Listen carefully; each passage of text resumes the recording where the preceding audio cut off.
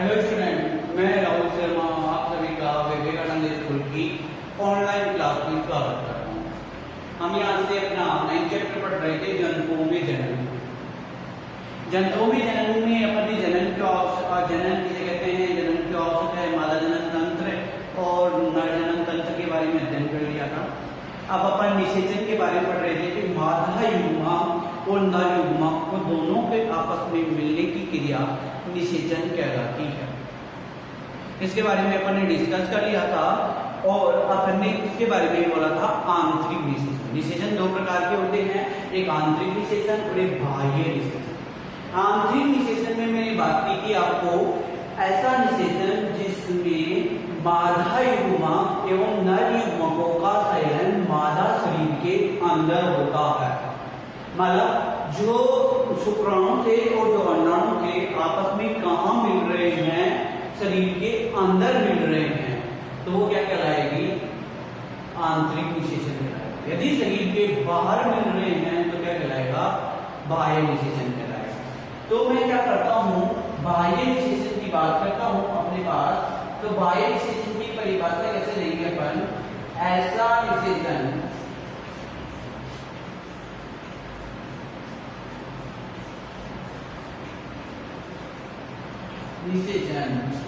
जिसमें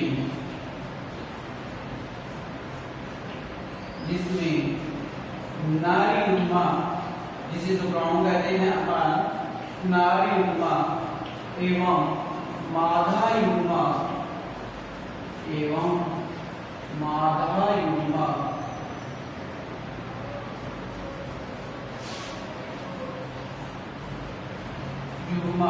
का फैलन शरीर के बाहर होता है।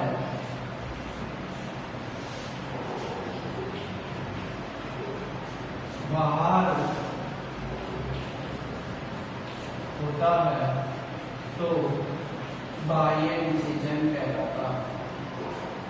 क्या कहलाता है, बाह्य निषेचन कहलाता है।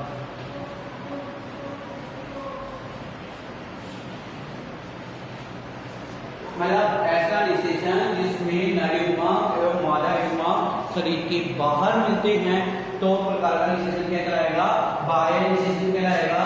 मैं जैसे लिख देता हूँ कि किसमें पाया जाएगा, मेंढक में पाया जाएगा। अब देखिए क्या होगा कि जैसे मान लिया जाए मैं बोलता हूँ दो मेंढक है, मेंढक नर और मेंढक मादा। अब क्या किया, मेंढक क्या रहते हैं, तालाब में रहते हैं अधिकतर। तो क्या किया जाता है कि जब वो तालाब में रहते हैं तो मानव उस मादा द्वारा जो अंडाणु जो बनते हैं उन अंडाणुओं को छोड़ दिया जाता है पानी में ही, और जो मादा युग्मक और नर युग्मक है उसके द्वारा भी क्या किया जाता है, नर द्वारा उन युग्मकों को पानी में छोड़ दिया जाएगा। अब दोनों को आपस में क्या कर दिया गया, छोड़ दिया गया।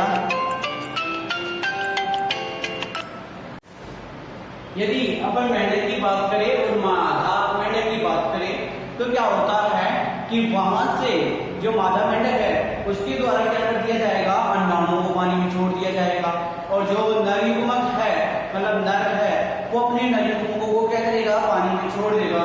दोनों जो है मादा युग्मक और नर युग्मक दोनों आपस में तैरते हुए क्या करते हैं, आपस में मिल जाते हैं और मिलकर एक नए जीव का निर्माण करते हैं। वो किस तरीके से निर्माण करेंगे, पहले क्या बनेगा फिर क्या बनेगा, तो उसकी बात अपन नेक्स्ट क्लास में बात करेंगे, मतलब नेक्स्ट टॉपिक पे बात करेंगे। अब यहाँ अपन ने बाह्य निषेचन की बात कर ली है। अब बाह्य निषेचन के बाद में मैं आपको बता देता हूँ भ्रूण परिवर्धन कैसे होता है।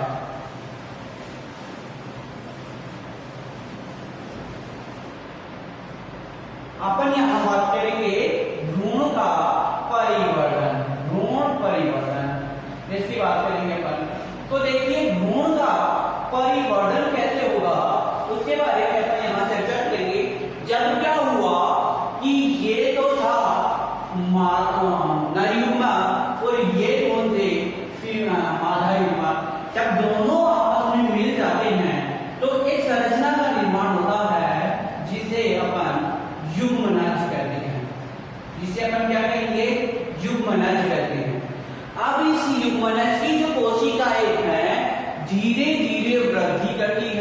और धीरे धीरे वृद्धि करके इस प्रकार की एक गोलाकार कोशिकाओं का समूह बनाना। इस गोलाकार कोशिकाओं में क्या होता है, उत्तक बनने लगते हैं, कोशिकाएं अपना कार्य करने लगती है।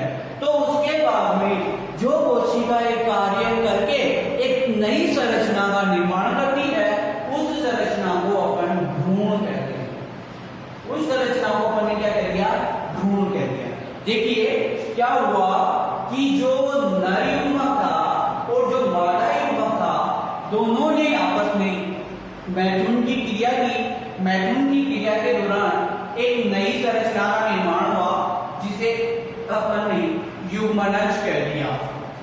अब ये युग्मनज क्या हुआ कि धीरे धीरे वृद्धि की युग्मनज की कोशिकाएं वृद्धि करके एक गोलाकार अंडाकार संरचना, इन कोशिकाओं का समूह बनाकर एक गोलाकार अंडाकार संरचना का निर्माण करती है। अब जैसे ही गोलाकार अंडाकार संरचना का निर्माण करती है, फिर ये कोशिकाएं धीरे धीरे उत्तक में बनने लगती है, उत्तक बनाने लगती है, और उत्तक मिलकर किसका निर्माण कर लेते हैं, भ्रूण का निर्माण कर लेते हैं। कहने का तात्पर्य है कि बच्चे का निर्माण होना स्टार्ट हो जाता है माता के भ्रूण में। अब क्या हुआ, ये भ्रूण जो होता है धीरे धीरे ये भी दूसरी कोशिकाएं भी क्या करने लगती है, वृद्धि करने लगती है। अब वृद्धि करके एक नए शिशु का निर्माण होता है, जिसमें शिशु क्या हो जाते हैं, आंख, पैर, नाक, कान, आंख, मोर, ये क्या होते हैं, बनने लगते हैं। तो जब क्या हुआ, उन कोशिकाओं का निर्माण हुआ और उन कोशिकाओं ने मिलकर बच्चे के आंख, कान, नाक, मुंह का निर्माण किया और अपने आकार को बड़ा किया। तो उस बड़े हुए आकार को अपन ने गर्भ कह दिया। वो क्या है, माता का गर्भ। फिर गर्भ से कुछ दिनों बाद में, जैसे 9 महीने की बात करते हैं, उसके बाद में एक बच्चे का निर्माण हो जाता है। तो भ्रूण का परिवर्तन कैसे हुआ, भ्रूण का विकास कैसे हुआ, भ्रूण बना कैसे, उसके बारे में अपन ने बात कर ली कि यहाँ से जो नर युग्मक थे और वहां से मादा युग्मक थे, दोनों आपस में मिल गए, दोनों आपस में मिलकर युग्मनज का निर्माण हो गया। युग्मनज की कोशिकाएं धीरे धीरे वृद्धि करती गई और धीरे धीरे वृद्धि करके एक गोलाकार संरचना का निर्माण कर लिया। अब इस गोलाकार संरचना में धीरे धीरे उत्तक बनते गए, फिर उत्तकों ने किसका निर्माण ले लिया, भ्रूण का निर्माण ले लिया। अब इस भ्रूण में क्या हुआ कि जो बच्चा बन रहा है, जो बच्चे की जो कोशिकाएं बन रही है, उन्होंने अलग अलग रूप से मतलब आंख, कान, नाक, मुंह आदि का निर्माण कर लिया। फिर उस गर्भ का निर्माण हो गया, फिर गर्भ से बच्चे का। कह सकते हैं कि भ्रूण में जो कोशिकाओं का जो निर्माण हुआ है, वो गर्भाशय में अंतरोपित हो जाती है। इस प्रकार जो हमने गर्भाशय की संरचना देखी थी, बीच वाला भाग, इस भाग में अंतरोपित का मतलब होता है, जैसे ये गोलाकार जो संरचनाएं है, ये कोशिकाओं की, ये इस दीवार के लग जाती है और दीवार के लगने की क्रिया अंतरोपित कहलाती है। ठीक है, तो ये तो बात हो गई, अपन ने किसके बारे में डिस्कस कर लिया, भ्रूण का परिवर्तन कैसे हुआ, एक भ्रूण का निर्माण कैसे हुआ, उसके बारे में डिस्कस कर लिया।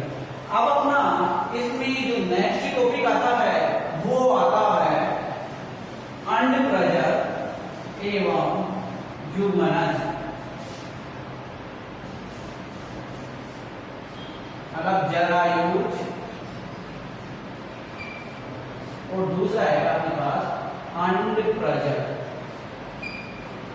देखिए, यदि आपके क्या हो रहा है, यदि ये टॉपिक जल्दी हो रहा है तो मेरे को बता दीजिएगा सर, थोड़े स्लो मोशन भी करवाइए, या फिर कोई भी चीज समझ में नहीं आई हो, जैसे आपको क्या है कि कोई भी लाइन ऐसी हो इस चैप्टर में जो आपको समझ, इसमें क्या किसी चैप्टर में यदि समझ में नहीं आई हो तो उस लाइन की फोटो खींच के मेरे को भेज सकते हो कि सर इसका मतलब क्या होगा या इसका आंसर क्या होगा। कोई क्वेश्चन है तो उसका आंसर क्या होगा, सर ये टॉपिक समझ में नहीं आया, इसको दोबारा समझाइए।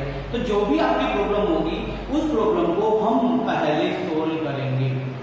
अब देखिए, यहाँ जो अपना नेक्स्ट टॉपिक है जरायुज।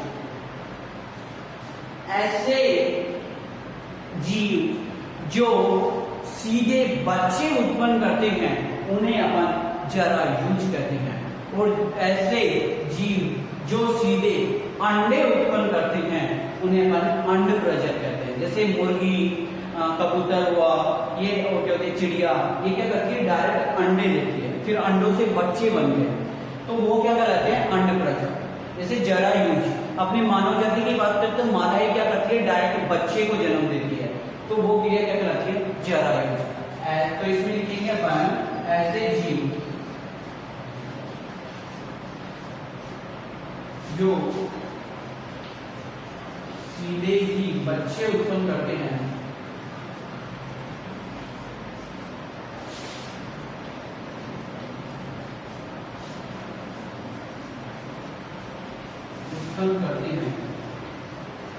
उन्हें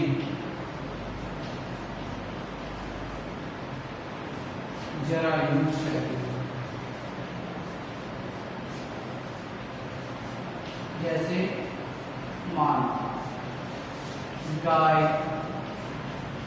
भैंस बकरी भी डायरेक्ट क्या करती है डायरेक्ट बच्चे को जन्म देती है। अपन अंडप्रजक की बात करते हैं तो ऐसे जीव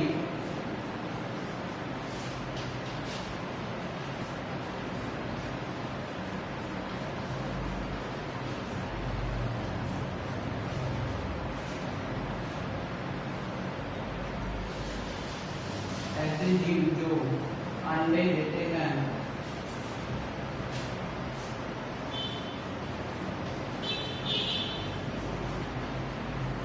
उन्हें अंडप्रजक कहते हैं।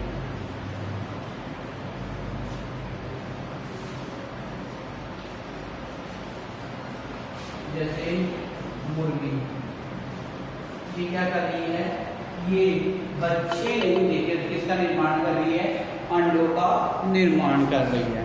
अब क्या हुआ, जैसे ये अपन ने बात करी जरायुज की और अंडप्रजक की। अब एक शिशु से वयस्क तक का निर्माण किस प्रकार होता है वो लेकिन अपन नेक्स्ट क्लास में पढ़ेंगे। अब तक इतना ही काफी है।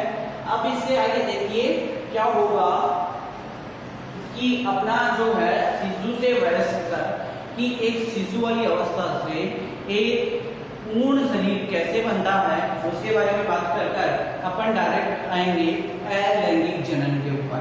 तो अलैंगिक जनन की जो विधि है मुकुंडन, विखंडन, बहुबीजाणु वगैरह, तो उसके बारे में अपन अगले वीडियो में अध्ययन करेंगे। तो 2 दिन के अंदर ये अपना चैप्टर है ये फिनिश हो जाएगा। साथ ही साथ देखिए याद करते जरूर रहिए, नहीं याद नहीं करोगे तो आपके पास एक लोड हो जाएगा बाद में बहुत सारे चैप्टरों का और याद ही नहीं हो पाएंगे। बहुत से बच्चों के कॉल आते हैं सर नोट्स बनाने हैं या डायरेक्ट काम करना है, तो आपको क्या करना है नोट्स बनाने हैं। जैसे जैसे मैं लिखते जा रहा हूँ वैसे वैसे आपको लिखना है। जैसे मैंने जरायुज लिखा है तो जरायुज की परिभाषा भी आपको ऐसे लिखनी है और अंडप्रजक की परिभाषा लिखी है तो अंडप्रजक की परिभाषा भी आपको ऐसे लिखनी है। क्यों? क्योंकि जो अपनी बुक है उस बुक की जो लैंग्वेज है थोड़ी हार्ड है, तो अपन क्या कर रहे हैं उसको सिंपल तरीके से बनाकर आपको दे रहे हैं। यदि आप वो याद करना चाहोगे तो बहुत डिफिकल्ट हो जाएगा, तो आप यही याद कीजिए, आपके लिए बहुत बेटर रहेगा। यदि कोई भी प्रॉब्लम हो तो मेरे को एक बार जरूर बताइए। धन्यवाद।